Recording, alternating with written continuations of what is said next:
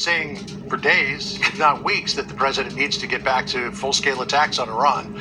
Do you expect he's going to do that now, or are these just pinprick strikes in return? I'm not sure. They keep saying they're proportional. I don't know what proportional is for trying to kill an American. I mean, the president said that if they killed an American, that was his red line, that we would return to combat. Well, they tried to kill an American. As Trey Yingst reported, the drone landed in the middle of the Apache between the pilots, but didn't explode. So just because it malfunctioned doesn't give them a pass. We have to treat this as if they killed an American.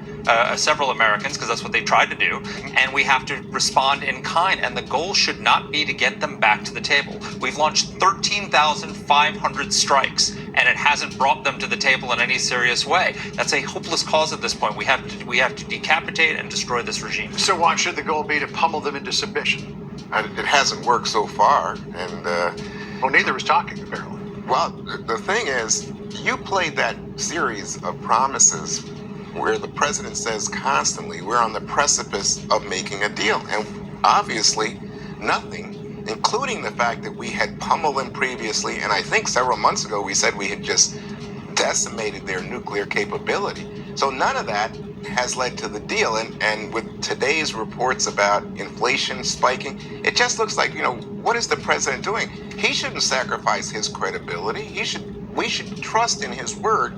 And I think it's just getting harder to do because I have the sense that no deal is imminent here.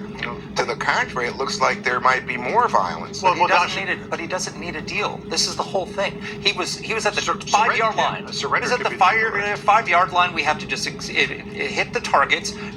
We destroyed 82% of their defense industrial base, destroy 99% of it. So, Dasha, what's your sense of how the president's decision tree is working here? Well, look, from the beginning, he has had a number of factions in his ear. He's had people that were sort of maximalists like Mark here, and people that were minimalists who wanted to go the diplomacy route. And now we're in this purgatory where we're kind of doing both. We're in a ceasefire, but we're firing at each other.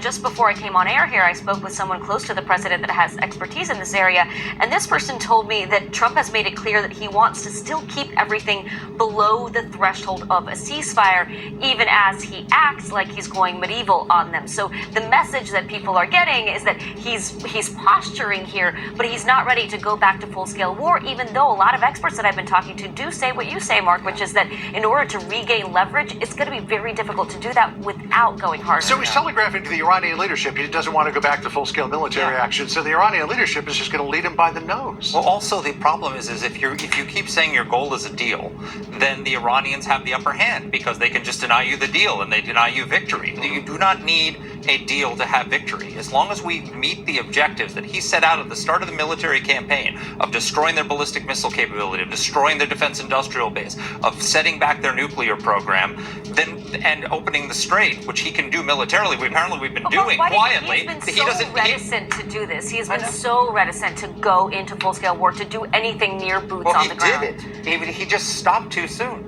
We had destroyed 82% of their defense industrial base, destroyed the rest of it. Go ahead. But the point is they were able to hit the helicopter, so apparently they have some military capability. And secondly, the Strait of Hormuz has been shut. And, the problem is that, going back to what Dasha was talking about, what is the deal, if there was a deal? I know you're opposed to, but if there was a deal that